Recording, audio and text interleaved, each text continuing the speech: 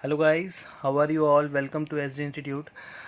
Guys, lecture शुरू करने से पहले मैं कुछ बात बता दूं आप लोगों को।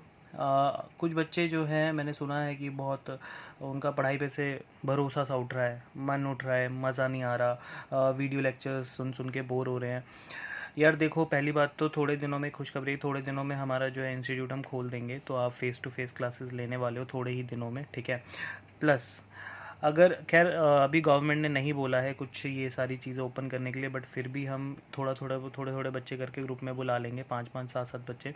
बट ये तो दूसरा ऑप्शन है, ठीक है। पहला ऑप्शन क्या है हमारे पास? अगर गवर्नमेंट ने मना किया है तो हम बच्चों को पढ़ाने वैसे तो नहीं बुला सकते, तो फिर बच्चों का ऑप्शन क्या बचा? Online classes. मुझे पता है कि आप स्कूल के क्लासेस, जो स्कूल के लेक्चर्स लेते हो, उसमें भी बहुत परेशान हो जाते हो, क्योंकि वहाँ पे 5 5 6 6 घंटे पढ़ाया जाता है।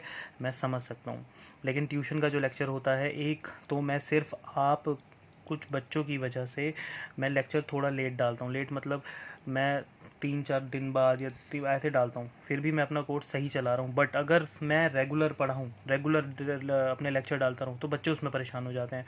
फिर मुझसे कंप्लेन करते हैं कि सर स्कूल का भी है, आप भी डेली डाल रहे हो, आप थोड़ा रुक के डालो। पहली बात तो यार, स्कूल के 6 घंटे के लेक्चर्स मुझे नहीं लगता वो वर्थ हैं, क्योंकि 6 घंटे आप लैपटॉप के सामने बैठे रहते हो, या 5 घंटे के लेक्चर्स, उसमें ना आइज़ सच में थक जाती हैं। आप इंस्टीट्यूट को ब्लेम नहीं कर सकते, क्योंकि इंस्टीट्यूट जो है वो सिर्फ आधे घंटे के लेक्चर डालता है। मेरे लेक्चर्स कितने होते हैं? 40 मिनट्स, 35 मिनट्स, इतना ही होते हैं, ठीक है। अगर उसमें भी आपको ये बर्डन लग रहा है, उसमें भी आप ये सोच रहे हो पढ़ाई में मज़ा नहीं आ रहा है, तो यार ये सोचो कि एक टीचर जो पिछले 15 सालों से, 14 सालों से फ़ेस टू फेस पढ़ा रहा है, उसको लाइव लेक्चर में आना पड़ रहा है, ऑनलाइन क्लासेस देने पड़ रही हैं, उसको कितने कैसे करके हैंडल करना पड़ रहा होगा, नोट्स बनाने पड़ रहे होंगे, कितना लिखना पड़ रहा होगा, बहुत कुछ। आपको तो हम सारी चीज़ें मतलब सारी चीज़ें गंद वंद हटा के जो अच्छा अच्छा बचता है वो आपको दिया जाता है ना, टीचर्स यही कर रहे हैं आपके लिए। लेकिन अगर आप इतना भी सपोर्ट नहीं कर सकते, या अगर अपने आप को आप इतना भी नहीं संभाल पा रहे हो कि यार नहीं, थोड़े दिन पढ़ लेते हैं लाइव लेक्चर्स, अगर आप इतना भी नहीं कर सकते, तो आपके अंदर पेशेंस लेवल ज़ीरो है। और अगर जिस बच्चे के अंदर 11th क्लास में भी आके पेशेंस लेवल नहीं है, तो मेरे ख्याल से अभी तक वो मैच्योर नहीं हुआ है, उसको अभी बहुत ज़्यादा सीखने की ज़रूरत है लाइफ के बारे में। क्योंकि 11th और 12th सिर्फ आपके पास 2 साल बचे हैं, आप सीनियर्स हो, आप जूनियर्स नहीं हो, तो आप बच्चों की तरह एक्ट नहीं कर सकते। आप जैसे सुबह सुबह बच्चे उठ के दूध पीने के लिए ज़िद करते हैं ना, छोटे छोटे बच्चे होते हैं, ब्रेकफास्ट करने के लिए ज़िद करते हैं, आप ऐसी ज़िद्दें अगर अभी भी करते हो, तो प्लीज़ आपको मैच्योर होने की बहुत ज़रूरत है। आप चाहे मेरे पास पढ़ो, चाहे किसी और के पास पढ़ो, अगर आपके पास पेशेंस लेवल नहीं है, तो आई डोंट थिंक कि आप आगे पढ़ पाओगे अच्छे से। पढ़ना तो हर किसी को आता है, पढ़ता तो वो बच्चा भी है जिसकी कंपार्टमेंट आती है, पढ़ता वो बच्चा भी है जो फेल हो जाता है, और पढ़ता वो बच्चा भी है जिसके 90+ आते हैं, ठीक है। पढ़ता तो हर कोई है, लेकिन कौन दिल लगा के पढ़ता है वो डिपेंड करता है। तो जो बच्चा बचपने में रहेगा, जो मजाक में लेगा स्टडी को, जो अपनी लाइफ को मजाक में लेगा, उसके साथ यही रहने वाला है, वो परेशान रहने वाला है 11th में भी और 12th में भी, ठीक है। चाहे वो जिस मर्जी टीचर के पास चला जाए, ठीक है, चाहे वो मेरे पास रहे, चाहे वो किसी और के पास, चाहे वो स्कूल से ही पढ़ता रहे। जिसका खुद ही पढ़ने का मन नहीं है, उसको कोई नहीं पढ़ा सकता। लेकिन जिसका खुद पढ़ने का मन होता है, वो ये नहीं देखता कि यार सामने वाले में क्या कमी है, सामने वाला क्या कर रहा है, वो मेरा दोस्त क्या कर रहा है, मेरी बहन क्या कर रही है, मेरे सर क्या कर रहे हैं, वो ये देखता है कि मैं क्या कर रहा हूँ, ठीक है। जिसके पास गट्स है, वो बहुत इजीली 11th और 12th कर लेगा। जिसके पास गट्स नहीं है, जो बर्दाश्त नहीं कर पा रहा है इन लॉकडाउन को, तो आई डोंट थिंक कि वो लाइफ में आगे स्ट्रॉन्ग बन पाएगा। तो बहुत ज़रूरी है आपको स्ट्रॉन्ग बनना, पैशनेट होना। अदरवाइज़ बहुत बहुत बड़ी दुनिया है, बहुत बड़ी दुनिया है, हर कोई आपकी तरह स्ट्रगल कर रहा है, हर कोई पढ़ रहा है, तो आपके पास कंपटीशन तो बहुत सारा है। तो अगर नेक्स्ट टाइम कभी कोई कंप्लेन आती है कि पढ़ने का मन नहीं कर रहा है, तो प्लीज़ अपने करियर की तरफ सोचें, अपने ड्रीम्स की तरफ सोचें, फिर आगे स्टेप उठाएं। अदरवाइज़ जहाँ हो वैसे के वैसे ही रह जाओगे, ठीक है। तो अब अपना लेक्चर शुरू करते हैं। आज का जर्नल एंट्रीज़ ही है, तो आगे की एंट्री शुरू करते हैं, चलिए। तो गाइस क्वेश्चन देखिए, generalized the following transactions. First, Shyam became insolvent. A first and final compensation of 75 paisa in a rupee was received from his official receiver. He owed us 10,000. कह रहे हैं कि शाम जो है वो कंगाल हो गया, इंसॉल्वेंट हो गया, कोर्ट ने डिक्लेयर कर दिया वो इंसॉल्वेंट है। कह रहा है first and final dividend compensation, या फर्स्ट एंड फाइनल डिविडेंड बोलता है या फर्स्ट एंड फाइनल कॉम्पनसेशन बोलता है। कह रहा है पहला और आखिरी हमें जो उससे पैसा मिल रहा है वो मिल रहा है 75 पैसे इन अ रुपी। 75 पैसे इन अ रुपी का मतलब आपको याद होगा, मैंने पहले भी समझाया है, 75% मिल रहा है 100% में। रुपी को क्या मानेंगे 100% और पैसे को रुपी से कम, यानी 100% में से कितना मिल रहा है हमें, सिर्फ 75%। अच्छा, शाम ने हमसे कितना उधार लिया था, ही ओड अस, ओड का मतलब होता है उधार, तो ही ओड अस उसने हमसे लिए थे उधार 10,000 रुपये, यानी कि 10,000 रुपये उधार लिए थे। 10,000 रुपये में से वो हमें सिर्फ 75% दे रहा है, यानी कि 7500 दे रहा है, और बाकी के जो 2500 हैं वो डूब चुके हैं। तो ये बैड डेट्स की एंट्री है। याद आया, ये मैं पहले भी बहुत बार करवा चुका हूँ। अब बुक के हम क्वेश्चंस कर रहे हैं, तो इसकी एंट्री क्या होगी, ये देखो। डेट हमें गिवन नहीं है तो यहाँ पे सीरियल नंबर डाल देंगे 1। तो यहाँ पे हमें जो उससे कैश मिल रहा है डेट इज़, एसेट हमारी इंक्रीज़ हो रही है, और एसेट जब भी इंक्रीज़ होती है वो हमेशा डेबिट होती है। हमें कैश कितना मिल रहा है 75% 10,000 का, डेट इज़ 7500। 2500 हमें नहीं मिल रहे, वो हमारे डूब गए। तो जब भी हमारे डेटर हमारे पैसे नहीं देते और जब हमारा पैसा डूब जाता है उसको हम क्या बोलते हैं, बैड डेट्स। तो बैड डेट्स अकाउंट डेबिट, कितने डूबे हमारे 2500। बैड डेट्स को हमने डेबिट क्यों किया, क्योंकि ये 5 अकाउंट में से आता है एक्सपेंसेस में, और एक्सपेंसेस हमारे जब भी इंक्रीज़ होते हैं वो हमेशा क्या होते हैं, डेबिट। अब ये पैसा डूबा, क्या शाम हमारा अब डेटर है, नहीं। इंसॉल्वेंट होने के बाद, एंट्री करने के बाद बैड डेट्स की, जो हमारा डेटर होता है वो डेटर कैंसिल हो जाता है। तो अब शाम हमारा डेटर नहीं है। तो शाम्स अकाउंट, हमने शाम्स अकाउंट को कर दिया क्रेडिट। हमने शाम अकाउंट को क्रेडिट क्यों किया बच्चों, बताओ रीज़न क्या है। 5 अकाउंट में से शाम हमारी एसेट था क्योंकि उसने हमें पैसे देने थे, लेकिन अब वो इंसॉल्वेंट हो गया, थोड़े पैसे दे गया, थोड़े बैड डेब्ट करवा गया, अब वो हमारा डेटर नहीं है। अब हमें शाम से कुछ लेना देना नहीं है, क्योंकि 10,000 रुपीज़ हमारे उसमें से 2500 डूब गए, और मिले कितने, सिर्फ 75। तो यहाँ पे आप बीइंग लिख लेंगे, ठीक है ना। बीइंग कुछ भी लिख सकते हैं आप, बीइंग इंसॉल्वेंसी ऑफ शाम विद 75 पैसा इन अ रुपी, आप कुछ भी अपनी तरफ से जो भी आप बना के लिख सकते हैं, कोई प्रॉब्लम नहीं है, लेकिन इससे मिलता जुलता होना चाहिए, ठीक है। अब सेकंड पॉइंट, यहाँ पे लाइन खींचेंगे इसके नीचे, फिर सेकंड पॉइंट हम पढ़ते हैं। देखो सेकंड एंट्री में क्या कह रहा है, कह रहा है received cash for bad debts return of last year. कह रहा है हमें कैश जो है वो वापस मिल गया। किस चीज़ का कैश था, वो बैड डेट्स का था। कह रहा बैड डेट्स, कौन सा बैड डेट्स, कह रहा रिटर्न ऑफ लास्ट ईयर। कह रहा जो पिछले साल आपका पैसा डूबा था ना, वो इस बार आपको रिकवर हो रहा है। कह रहा कितना रिकवर हो रहा है, 5,000 रुपये, यानी कि ये हो गया बैड डेट्स रिकवर्ड। जब पैसा डूबता है तो उसे बैड डेट कहते हैं, और जब डूबा हुआ पैसा वापस मिलता है तो उसको क्या बोलते हैं, बैड डेट्स रिकवर्ड। तो मैंने पहले भी बताया है, बैड डेट्स रिकवर्ड के बदले में हमें कैश मिल रहा है। तो कैश मिलना इज़ लाइक एसेट। कैश किसकी तरह होता है, हमारी एसेट की तरह। तो कैश अकाउंट हम करते हैं डेबिट, क्योंकि पैसा हमें मिल रहा है। कितने रुपए, 5,000 रुपये। अब ये पैसा किस चीज़ के बदले मिल रहा है, ये मिल रहा है बैड डेट रिकवर्ड की वजह से। तो bad debts recovered, bad debts recovered account. Sir आपने बैड डेट रिकवर्ड को क्रेडिट क्यों किया, क्योंकि बेटा बैड डेट्स को अगर आप एक एक्सपेंस मानते हो, बैड डेट्स को अगर आप एक एक्सपेंस मानते हो, तो बैड डेट रिकवर्ड को हम रिवेन्यू मानते हैं, मतलब इनकम। डूबा हुआ पैसा वापस मिलना हमारे लिए क्या होता है, प्रॉफिट होता है, इनकम होता है। क्लियर है। तो बैड डेट रिकवर्ड में अगर किसी पर्सन का नाम दे रखा हो, जैसे बोल रखा हो कि हमें पैसे वापस कर दिए, डूबे हुए पैसे वापस मिल गए राम से, श्याम से, मोहन से, अगर नाम दे रखा हो, तो कुछ बच्चे यहाँ पे टू राम श्याम मोहन कर देते हैं, गलत।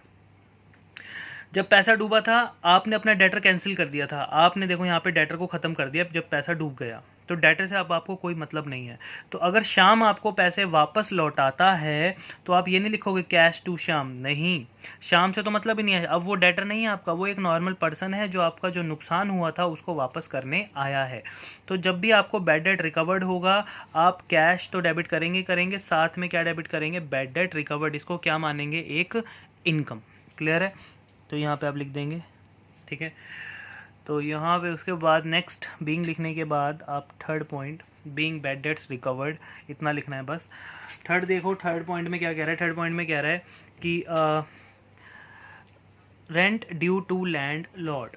रेंट ड्यू, ड्यू का मतलब होता है आउटस्टैंडिंग। कह रहा है हमने अभी अपना रेंट देना है मकान मालिक को, तो रेंट आउटस्टैंडिंग है। तो इसकी एंट्री देखो रेंट आउटस्टैंडिंग की। भाई देखो रेंट आउटस्टैंडिंग है, अभी किराया आपने दिया नहीं है, इसका मतलब क्या हुआ, क्या कभी दोगे ही नहीं, देना तो पड़ेगा ना रेंट। आपका खर्चा तो हो चुका है, आप उस जगह पे रह चुके हो, आप उस जगह को यूज़ कर चुके हो, तो रेंट तो देना पड़ेगा। तो रेंट आपके लिए एक एक्सपेंस है, और एक्सपेंसेस जब भी बढ़ते हैं वो हमेशा क्या होते हैं, डेबिट। तो यहाँ पे 8,000 रुपये आपने रेंट को किया डेबिट, एक्सपेंसेस को बढ़ा दिया। 2, क्या आपने कैश दे दिया लैंडलॉर्ड को? नहीं, अभी आपने पे करना है, अभी आपका रेंट जो है वो पेड नहीं है, अभी आपको पे करना है, यानी कि वो पेएबल है। पेएबल का मतलब आउटस्टैंडिंग है। तो to outstanding rent account. Sir आपने ये आउटस्टैंडिंग रेंट को क्रेडिट क्यों किया? बेटा कैश दे देते तो एसेट कम हो जाता, अभी पैसा देना है, और मैंने क्या कहा था आपको, जिसको भी पैसा लौटाना हो वो आपके लिए एक लायबिलिटी होता है, तो आपका उधार यानी लायबिलिटी, तो लायबिलिटी यहाँ पे इंक्रीज हो गई। Being rent outstanding. Fourth point, fourth point में कह रहा है salaries due to clerk. Due मतलब आउटस्टैंडिंग, हमने अभी सैलरीज देनी है क्लर्क को, क्लर्क को सैलरीज देनी है। इट मीन्स आपने अपने क्लर्क से काम करवाया, ठीक है, लेकिन अभी तक आपने उसको सैलरी नहीं दी। क्या कभी नहीं दोगे? देने तो पड़ेगी। क्यों देने पड़ेगी? क्योंकि आपने काम करवा लिया है। तो यहाँ पे जो सैलरीज है, सैलरीज अकाउंट को आपको डेबिट करना ही होगा, क्योंकि वो एक एक्सपेंस है। आपके एक्सपेंसेस जब भी बढ़ते हैं वो हमेशा क्या होते हैं, डेबिट। तो यहाँ पे 10,000 से सैलरी हमने डेबिट कर दिया है, खर्चा बढ़ा दिया, लेकिन हमने उसके बदले में कैश नहीं दिया है, हमने उसके बदले में कैश अभी तक नहीं दिया है, यानी पैसा देना है ना, तो पैसा देना है सेम आउटस्टैंडिंग। तो आउटस्टैंडिंग सैलरीज अकाउंट। तो आउटस्टैंडिंग क्या होता है बच्चों हमारे लिए? एक लायबिलिटी, ठीक है, being salaries outstanding. Fifth point, अच्छा फिफ्थ पॉइंट इंपॉर्टेंट है, क्योंकि मैंने अभी तक ये वाला कॉन्सेप्ट, ये वाला पॉइंट आपको अभी पढ़ाया नहीं है। बहुत सिंपल है, कुछ बच्चों ने अपने आप ट्राई भी किया था, बहुत अच्छा उन्होंने ट्राई किया था, क्योंकि बिल्कुल सही ट्राई किया था, उनका आंसर बिल्कुल सही था। तो देखते हैं, चलिए इस क्वेश्चन को पढ़ने से पहले मैं आपको एक एग्जांपल देता हूँ। मान लो मैं आपको कॉल करता हूँ और आपका बिज़नेस है मान लो फर्नीचर का। मैंने कॉल किया और मैंने कहा कि यार मुझे फ़र्नीचर चाहिए, और ऑर्डर दे रहा हूँ मैं आपको 5 लाख रुपए के फ़र्नीचर का, मुझे नेक्स्ट वीक 5 लाख रुपए का फ़र्नीचर चाहिए। आपने कहा ठीक है आपको मिल जाएगा नेक्स्ट वीक 5 लाख रुपए का फ़र्नीचर आपको नेक्स्ट वीक मिल जाएगा, ले जाना। Phone cut. अब बताओ ये जो हमारी फ़ोन पे बात हुई, इसमें क्या ट्रांजैक्शन हुई? कोई ट्रांजैक्शन हुई इसमें? फ़ोन पे जो बात हुई है हमारी, मैंने जो 5 लाख का आपको ऑर्डर दिया है फर्नीचर का नेक्स्ट वीक का, क्या इसमें हमारी कोई ट्रांजैक्शन है? क्या मैंने आपको 5 लाख रुपए दे दिए? नहीं। क्या आपने मुझे 5 लाख रुपए का फर्नीचर दे दिया? नहीं। ना तो हमारे बीच में पैसों का कोई ट्रांजैक्शन हुआ, ना ही गुड्स का कोई ट्रांजैक्शन हुआ। ये सिर्फ और सिर्फ एक हमने क्या दिया था, ऑर्डर। अगर आपने किसी को ऑर्डर दिया है तो ऑर्डर की याद रखना कोई भी जर्नल एंट्री नहीं होती, ऑर्डर की कोई भी जर्नल एंट्री नहीं होती, खाली सिर्फ ऑर्डर की, क्योंकि ट्रांजैक्शन ही नहीं तो ऑर्डर की एंट्री कैसे होगी, है ना। नेक्स्ट, अब होता क्या है, मैंने आपको 5 लाख का ऑर्डर दिया, मैंने कहा भाई 5 लाख का मुझे अगले हफ्ते फर्नीचर चाहिए, मैं एक काम कर रहा हूँ, मैं 1 लाख रुपये आपको एडवांस दे देता हूँ। अब यहाँ पे कोई ट्रांजैक्शन हुई? हाँ सर बिल्कुल हुई। क्या मैंने 5 लाख दिए? नहीं। क्या मैंने फर्नीचर लिया? नहीं। फिर मैंने क्या किया, मैंने सिर्फ आपको 1 लाख रुपए एडवांस दे दिया। आपने मुझे गुड्स नहीं दिया अभी तक, आपने मुझे फर्नीचर नहीं दिया अभी तक, बट मैंने आपको 1 लाख रुपए एडवांस दे दिया। तो जो हमारे बीच ट्रांजैक्शन हुई है, हम जर्नल एंट्री भी उसी की करते हैं। ट्रांजैक्शन किस में होनी चाहिए? पैसों में होनी चाहिए, है ना। तो मैंने आपको 1 लाख रुपए दे दिए, है ना, तो अब मैं उस 1 लाख रुपया जो मैंने आपको एडवांस दिया है उसकी एंट्री मैं करूँगा। अब सोचो उसकी एंट्री क्या होनी चाहिए। मैंने आपको 1 लाख रुपया एडवांस दिया, मैं जर्नल एंट्री करूँगा, मैं कर रहा हूँ, मैं आपको दे रहा हूँ एडवांस, तो आप मेरे लिए क्या हुए? आप मेरे लिए होते हो डेटर। क्या होते हो? एक तरह से डेटर। सर डेटर कैसे हुए? यार एक बात बताओ, मैंने आपको 1 लाख रुपए एडवांस दे रखे हैं, अगले हफ्ते आप मुझे बोलो कि भैया गुड्स तो हम नहीं दे सकते, कुछ प्रॉब्लम है, तो मैं क्या कहूँगा? भैया कोई बात नहीं, अगर नहीं दे सकते तो आपने जो मेरे 1 लाख रुपए एडवांस लिए हैं वो वापस कर दो। तो मुझे जिस चीज़ से भी पैसा वापस मिलेगा वो तो मेरे लिए क्या है? एसेट। तो एडवांस देना एसेट होता है और एडवांस लेना एक लायबिलिटी। तो मैंने आपको एडवांस दिया है तो आप लोग मेरे लिए एक डेटर की तरह हो, ठीक है ना? तो आप लोग क्या हो मेरे लिए? एक डेटर की तरह। तो मैं आपसे पैसे वापस ले सकता हूँ, तो मैं आपको डेबिट करूँगा, ठीक है? मैंने आपको दिया क्या है? मैंने आपको 1 लाख रुपया दिया है, तो मेरे पास से क्या गया है? कैश गया है। तो एडवांस देने की एंट्री, सबसे पहले जिस पर्सन को आप एडवांस दे रहे हो उसको डेबिट कर दो क्योंकि वो आपका डेटर बन चुका है, और आपकी जेब से क्या गया है? कैश। तो आप कैश को क्रेडिट कर दो क्योंकि आपकी एसेट कम हो चुकी है। अब पढ़ते हैं ये वाली एंट्री। कह रहे placed an order with Rakesh Mohan for the supply of goods of list price of 1 lakh. हमने ऑर्डर दिया था राकेश मोहन को 1 लाख रुपए का गुड्स देने का। उसके बदले में हमने क्या किया? अगर यहाँ तक क्वेश्चन खत्म होता तो नो एंट्री लिखते साफ साफ। जर्नल एंट्री में क्या लिखते? नो एंट्री, और नीचे बीइंग में क्या लिखते? बीइंग ऑर्डर प्लेस्ड, बस। लेकिन अब यहाँ आगे उसने हमें बोल दिया, कह रहे in this connection Raman paid, Raman यानी हम है इसमें, Raman paid 10% of the list price as an advance by cheque. हमने 10% क्या दे दिया भैया? 1 लाख का 10% कितना हुआ? 10,000 रुपये। 10,000 रुपये हमने राकेश मोहन को एडवांस दे दिया। तो भैया ऑर्डर की एंट्री तो होगी नहीं, लेकिन एडवांस की एंट्री तो होगी। तो यहाँ पे हम एंट्री क्या करेंगे? Advance to Rakesh Mohan's account debit to, cheque दिया है तो कैश नहीं आएगा, कैश की जगह क्या आएगा? Bank account. हमारी एसेट कम हो गई क्योंकि हम चेक से पेमेंट कर रहे हैं, क्लियर है? तो अमाउंट कितना आएगा हमारे पास? 10,000 एंड 10,000 रुपीज़। तो यहाँ पे आप बीइंग लिख सकते हैं। बीइंग क्या लिखेंगे? Advance paid to Rakesh Mohan, खत्म। तो ये था हमारा क्वेश्चन। सारी एंट्रीज, कुछ इसमें एंट्रीज आपको रिवाइज हुई होंगी, ठीक है? कुछ आपने आज ये नया सीखा, ठीक है? चलिए अब करते हैं नेक्स्ट क्वेश्चन। बेटा नेक्स्ट क्वेश्चन देखो, generalized the following transaction of Satish, Noida UP. कह रहे कि अब जर्नल एंट्री में सबसे पहले क्या लिखा है उसने? यहाँ पे इस वाली जर्नल एंट्रीज में डेट्स हैं, तो इस बार हम डेट्स को भी कैसे लिखना है वो आपको बताएंगे, ठीक है? तो 2019 ईयर है, जनवरी 1, स्टार्टेड बिजनेस विद कैश। तो पहली जर्नल क्या उसने बोल दिया कि जो सतीश है जिसका ये बिज़नेस है वो जर्नलाइज कर रहा है, तो वो अपना बिज़नेस स्टार्ट करता है 40,000 कैश के साथ, ठीक है? तो इसकी अगर हम जर्नल एंट्री करें तो क्या होगी? सबसे पहले ईयर देखो, डेट कैसे डालनी है। सबसे पहले सारी एंट्रीज एक ही ईयर की हैं तो 2019 डालने सबसे ऊपर। उसके बाद फर्स्ट एंट्री कौन से डेट पे है? वो है जनवरी 1 ऐसे लिखना है आपने, ठीक है? जनवरी 1, फिर मैं बोल रहा हूँ डेट, पहले मंथ फिर डेट, क्लियर है? तो जनवरी 1 स्टार्टेड बिजनेस विद कैश, तो उसकी एंट्री क्या होगी? बिजनेस को स्टार्ट किया गया कैश देकर, तो बिजनेस के पास पहला क्या आया? कैश आया, यानी एसेट बढ़ गई उसकी, ठीक है? कितने रुपए से एसेट बढ़ गई? 40,000 रुपीज़। टू, ये पैसा किस लिए दिया है? बिजनेस को स्टार्ट करने के लिए, यानी कि बिजनेस की इंटरनल लायबिलिटी बढ़ गई। इंटरनल लायबिलिटी मतलब जब वो ऑनर से उधार लेता है उसे इंटरनल लायबिलिटी बोलते हैं, उसको क्या बोलते हैं हम? कैपिटल। तो कैपिटल जब भी इंक्रीज होती है वो हमेशा क्या होती है? Credit. Being business started with cash, line खींच देंगे। फिर हम कौन सी एंट्री करेंगे नेक्स्ट? जनवरी 2 की।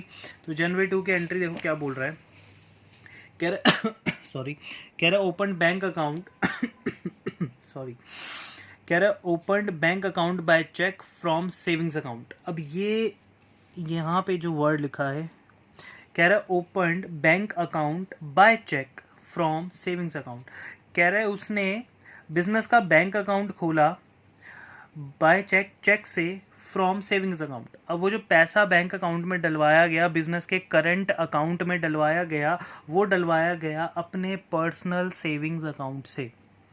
ऑनर ने यानी सतीश ने क्या किया, उसका जो अपना सेविंग्स अकाउंट था, उसका जो अपना पर्सनल सेविंग्स अकाउंट था, उससे पैसा निकाल कर कहाँ पे डाला, बिजनेस में। यानी कि ये भी एक इन्वेस्टमेंट है पैसों की बिजनेस के अंदर। तो ऑनर जब भी बिजनेस को अपने पैसे देता है भैया बिजनेस के लिए, वो हमेशा इंटरनल लायबिलिटी होती है। कुछ बच्चे यहाँ कंफ्यूज होते हैं कि सर यहाँ कहाँ लिखा है कि ये करंट अकाउंट है कि ये उसका पर्सनल अकाउंट है।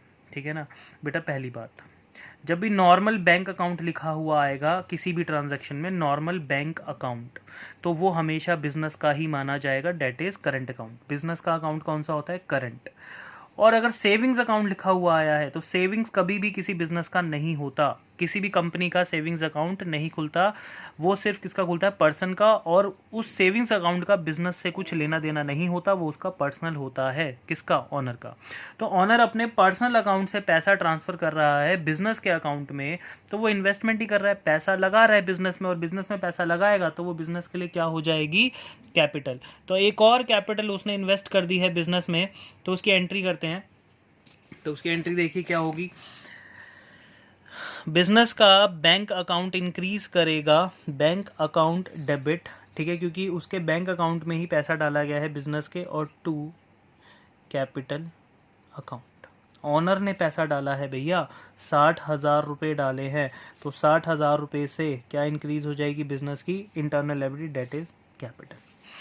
ठीक है, इसका बिंग लिख देंगे। उसके बाद जनवरी नेक्स्ट एंट्री है जनवरी 3 की। नेक्स्ट एंट्री में कह रहा है क्या कह रहा है, bought goods from Messrs S Singh and company Delhi. कह रहे हैं जो गुड्स है वो किससे हम गुड्स खरीद रहे हैं, सिंह एंड कंपनी से। अब यहाँ पर कहीं नहीं लिखा कि कैश में है या क्रेडिट में, लेकिन नाम आ गया। नाम ना आते ही हम क्या बनाते हैं, क्रेडिट एंट्री है, हम गुड्स खरीद रहे हैं। गुड्स अगर हम खरीद रहे हैं तो एंट्री क्या होगी, परचेजेस। गुड्स खरीदना हमारे लिए एक एक्सपेंस होता है, खरीदते वक्त हम गुड्स को, परचेजेस को क्या मानते हैं, एक्सपेंस। और एक्सपेंस जब भी इंक्रीज होता है वो हमेशा डेबिट होता है। तो 20,000 से हमारा एक्सपेंस बढ़ गया 2। अब किससे खरीद रहे हैं भैया, कैश में तो खरीद नहीं रहे, तो पैसा नहीं जा रहा, लेकिन उधार खरीद रहे हैं, वो भी मैसर्स एस सिंह से, तो वो हमारे लिए क्या बन गए, क्रेडिटर्स। जिनसे हम उधार लेते हैं गुड्स, वो हमारे लिए क्या होते हैं, क्रेडिटर्स। और क्रेडिटर्स उन 5 अकाउंट में से आता है लायबिलिटी में, तो लायबिलिटी हमारी इंक्रीज होती है और वो हमेशा क्या होती है, क्रेडिट। तो लायबिलिटी का नाम क्या है, S Singh and company, Messrs S Singh and company. कितना, 20,000 रुपीज़। बिंग लिख देंगे, बिंग गुड्स परचेज। अब यहाँ पे आएगा नेक्स्ट एंट्री जनवरी 4 की। तो यहाँ पे आप देखिए, introduced additional capital by cheque, ये word additional capital, introduce additional capital by cheque. भैया देखो, जब भी आप बिजनेस स्टार्ट करते हो तो ये कोई इसमें ये कोई ज़रूरी नहीं होता कि आपने बिज़नेस स्टार्ट किया, एक बार पैसा लगा दिया, उसके अगली बार आप पैसा नहीं लगा सकते, ऐसा कभी भी ज़रूरी नहीं होता। बिज़नेस आप जब भी स्टार्ट करते हो तो आप स्टार्टिंग करते वक्त भी पैसा लगा सकते हो। भैया आपका बिज़नेस है, आपका मन कर गया कि यार मुझे बिज़नेस में और पैसे लगाने चाहिए, तो आपने ईयर के मिड में भी और इन्वेस्टमेंट कर दी, और पैसा डाल दिया, और कैपिटल डाल दी, कर सकते हो ना ऐसा। आपका बिज़नेस है, जितना मर्जी पैसा लगाओ और जब मर्जी पैसा लगाओ। तो उसने 4 जनवरी को ऑनर ने, सतीश ने और पैसा बिजनेस को दिया, एडिशनल कैपिटल बिजनेस को दी, वो भी किससे दी, चेक से।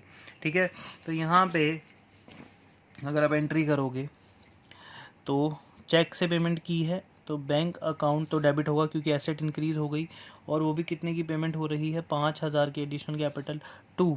अब यहाँ पे इस एंट्री में कुछ बच्चे गलती करते हैं, वो कहते हैं यार कैपिटल दे रहा है ना, कैपिटल इंक्रीज होती है, क्रेडिट होती है, लेकिन कुछ बच्चे यहाँ पे क्या लिखते हैं, 2 एडिशनल कैपिटल। नहीं, एडिशनल कैपिटल कोई अकाउंट नहीं है। अगर वो बिज़नेस को स्टार्ट करने के लिए पैसे लगा रहा है, या बिज़नेस में ऑनर पैसे इन्वेस्ट कर ही जा रहा है अपने बिज़नेस की कैपिटल को बढ़ाने के लिए, तो उसको एडिशनल कैपिटल नहीं बोलेंगे, उसको सिर्फ और सिर्फ क्या बोलेंगे, कैपिटल ही बोलेंगे। जब भी ऑनर बिजनेस को जब मर्जी पैसे दे, उसको हमेशा क्या बोलेंगे, कैपिटल, एडिशनल वर्ड नहीं यूज़ होगा। तो बैंक टू कैपिटल, दोबारा से उसने इंटरनल लायबिलिटी बढ़ा दी बिजनेस की, क्योंकि ऑनर ने बिजनेस को क्या दिया है, पैसा, बीइंग एडिशनल कैपिटल इन्वेस्टेड। तो यहाँ पे अब दूसरी भी एंट्री है जनवरी 4 की ही है। कह रहा है कि purchased computer against cheque from computer mart Noida. अब यहाँ पे हमने कंप्यूटर परचेज़ किया है, कंप्यूटर हमारी एसेट होता है। अब यहाँ पे चेक से हम पेमेंट कर रहे हैं 15,000 रुपये की। तो यहाँ पे साफ साफ लिखा है, उधार तो ले नहीं रहे, चेक से पेमेंट कर रहे हैं। तो कंप्यूटर अगर हमने लिया है तो कंप्यूटर हमारे लिए क्या है, एक फिक्स्ड एसेट। तो computer account debit to bank account, क्योंकि पेमेंट हम किससे कर रहे हैं, चेक से पेमेंट कर रहे हैं। और बैंक अकाउंट में कितना जाएगा, 15, कंप्यूटर आएगा 15,000 का, और बैंक अकाउंट से कितने रुपए निकलेंगे, 15,000 रुपये, बीइंग कंप्यूटर परचेज्ड। अब बैंक हमारी एसेट कम, कंप्यूटर हमारी एसेट इंक्रीज। अब नेक्स्ट एंट्री करते हैं हम, जनवरी किसकी है, 6। कह रहा है जनवरी 6 की एंट्री में कह रहा है paid for postage stamps, paid for postage stamps. आप पोस्टेज स्टैम्प के लिए पैसा पे कर रहे हो। तो पोस्टेज स्टैम्प्स हमारे लिए एक एक्सपेंस है। भैया आप किसी को लेटर भेजते हो, उसके ऊपर वो छोटे छोटे पोस्टेज लगाते हो ना, वो छोटे छोटे से देखे होंगे आपने पोस्टेज, तो वो हमारे लिए एक खर्चा होता है कि किसी को हम कुरियर कर रहे हैं, किसी को हम लेटर भेज रहे हैं, तो उसके ऊपर वो स्टैंप लगाना ज़रूरी हो जाता है बिजनेस के पॉइंट ऑफ व्यू से। तो भैया पोस्टेज स्टैम्प पे खर्चा हो गया। तो पोस्टेज जो स्टैम्प है वो हमारे लिए एक एक्सपेंस है। तो एक्सपेंसेस जब भी बढ़ेंगे वो हमारे लिए क्या होंगे, postage stamps account debit to cash, हम पे कर रहे हैं। तो एक्सपेंसेस बढ़ रहे हैं 150 रुपीज़ से, और एसेट भी कम हो रही है, पैसा कम हो रहा है 150 rupees, being postage stamps paid. उसके बाद आती है नेक्स्ट एंट्री जनवरी 8 की। जनवरी 8 में कह रहा है सोल्ड गुड्स फॉर कैश, हम कैश में क्या कर रहे हैं, गुड्स बेच रहे हैं। तो सिंपल सी एंट्री है, सोल्ड गुड्स फॉर कैश की एंट्री क्या होगी, भैया गुड्स अगर आप कैश में बेचोगे तो पैसा आपको मिलेगा, कैश अकाउंट को आप डेबिट करोगे। और ये पैसा किसकी वजह से मिल रहा है, सेल्स की वजह से। सेल्स हमारी क्या होती है, इनकम, रिवेन्यू, रिवेन्यू जब भी बढ़ता है वो हमेशा क्या होता है, क्रेडिट। तो 4,000 रुपये आए, किसकी वजह से आए, रिवेन्यू, इनकम की वजह से, sales, being goods sold for cash. जनवरी 9, नेक्स्ट एंट्री में भी सेल ही है। कह रहा है sold goods to messrs Sharda and company. अब यहाँ पे भी आप गुड्स ही बेच रहे हो शारदा एंड कंपनी को 10,000 रुपये के, लेकिन यहाँ पे कैश या चेक कुछ नहीं लिखा, तो और पर्सन का नाम आ गया, तो ये कौन सी एंट्री मानी जाएगी, उधार। यानी कि आप जो गुड्स बेच रहे हो वो उधार बेच रहे हो, और जिस पर्सन को भी हम उधार गुड्स बेचते हैं वो हमारा क्या बनता है, डेटर, क्योंकि हमने शारदा एंड कंपनी से पैसे लेने हैं। तो मेसर्स शारदा एंड कंपनी ये हमारे डेटर हैं, और डेटर होते हैं हमारे एसेट्स।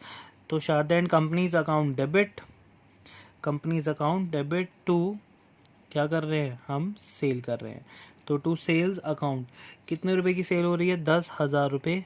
भैया एक एसेट बढ़ गई, डेटर इंक्रीज हो गए, है ना, और रिवेन्यू भी हमारा इंक्रीज हो गया। शारदा एंड कंपनी हमारे डेटर क्यों बने, क्योंकि हमने उन्हें गुड सोल्ड किए हैं, being good sold to Sharda and company. अब आती है बारी जनवरी 15 की। जनवरी 15 की एंट्रीज देखो, कह रहा है paid the due amount to messrs S Singh and company after availing discount 400 rupees. कह रहा है paid the amount, the paid the due amount. अब यहाँ पे देखो, आपने कहीं पर मेसर्स एस सिंह से गुड्स खरीदे होंगे, ये ऊपर खरीदे हैं, ठीक है। अब हमने एस सिंह से गुड्स खरीदे थे 20,000 रुपये के, है ना। अब हम उसको क्या कर रहे हैं, हम उसका जो उधार हमने उससे लिया था वो हम उसको वापस कर रहे हैं, और हमें डिस्काउंट कितने का मिल रहा है, 400 रुपये का हमें डिस्काउंट मिल रहा है, ठीक है। तो भैया आप अपने क्रेडिटर्स को पेमेंट वापस कर रहे हो, मतलब पे कर रहे हो, रीपे कर रहे हो पेमेंट। तो आपके जो क्रेडिटर्स हैं, क्या नाम है उनका, messrs S Singh and company debit. Messrs S Singh and company ये आपके क्रेडिटर थे, लेकिन जब आप, ये आपके क्रेडिटर हुआ करते थे कब तक, जब तक आपने उन्हें पैसा नहीं दिया था, है ना। लेकिन जैसे ही आपने उन्हें पैसा दे दिया तो ये आपके क्रेडिटर नहीं है, यानी आपके ये लायबिलिटी थी, पैसा देते ही लायबिलिटी ख़त्म। लायबिलिटी जब भी कम होती है वो हमेशा डेबिट होती है। कितने की लायबिलिटी थी, 20,000 रुपये की लायबिलिटी आपने ख़त्म की। अब ख़त्म कैसे की, टू आपने इसको पे किया है, किससे, कुछ नहीं लिखा तो कैश मानेंगे, तो टू कैश अकाउंट आपने इसको पे किए हैं सिर्फ 19,600 और एस सिंह ने आपको बहुत ज़्यादा डिस्काउंट दिया है 400 रुपये का। तो डिस्काउंट रिसीव्ड अकाउंट कितना, 400 रुपये। अब मुझे बताओ ये डिस्काउंट रिसीव्ड, ऑब्वियसली बात है पैसा अगर आप पे करते हो तो डिस्काउंट मिलता है, तो डिस्काउंट अगर हमें मिलेगा तो ये हमने क्रेडिट क्यों किया, क्यों का मतलब होता है 5 अकाउंट्स में से सोचो।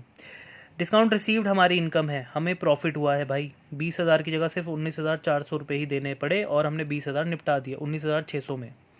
तो 400 रुपये का फ़ायदा मतलब रिवेन्यू जब भी इंक्रीज़ होता है वो हमेशा क्या होता है, क्रेडिट। क्लियर है बात। 15 जनवरी की भी एंट्री खत्म। नेक्स्ट एंट्री पढ़ते हैं हम। देखो कह रहा है sold goods to Messrs Ray and company Kolkata.